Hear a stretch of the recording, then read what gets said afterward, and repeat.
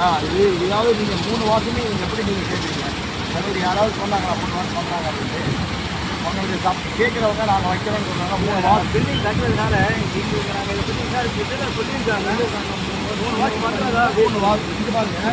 நீங்கள் 3 வாசம் நான் சொல்கிறேன். எம்சாண்டு இது இப்போ அழுறோம். நீங்கள் உங்கள் கை ஏற்கனவே அழுக்காக இருக்குது. இங்கே பாருங்க, நான் இப்போ பாருங்கள் அள்ளிட்டு கீழே போட்டுட்டேன். என் கையில் எந்த விதமான அழுப்புமே கிடையாது. 3 வாஷுன்றது முக்கியம் கிடையாது. அது எப்படி வாஷிங் ஆகுது அப்படின்றது தான் முக்கியம். நாங்கள் வந்து ப்ராப்பராக இப்படி தான் வாஷ் பண்ணணும்னு வாஷ் பண்ணுறோம்.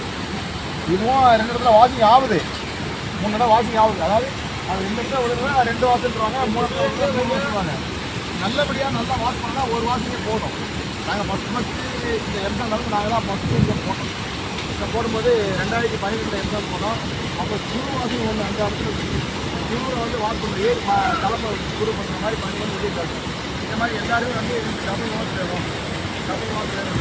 சரி, மக்களை வந்து திருச்சி முடியாது அப்படின்னு நாங்கள் என்ன பண்ணோம், டபுள் வாஷுக்கு வந்து இந்த மாதிரி ஒரு வைப்ரேஷன் வச்சு டபுள் வாஷில் அது வந்து வாஷிங் உங்களுக்கு ப்ராப்ளம் வந்து எப்படி வாஷ் ஆகுதுன்னு கிடையாது. நல்லா கழுவுனா உடம்புல கழுவுனா போதும், நல்லா கழுவுனா போதும். இது பாருங்க, இப்போ அள்ளி காமிக்கிறேன்.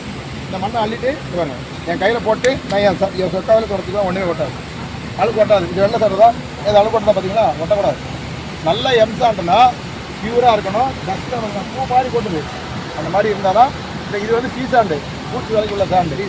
ப்ராப்பராக உங்களுக்கு நல்ல குவாலிட்டியாக அழகாக இருக்கும். நீங்கள் நம்பிக்கையாக வாங்கிட்டு போகணும். தரமாக இருக்கும்.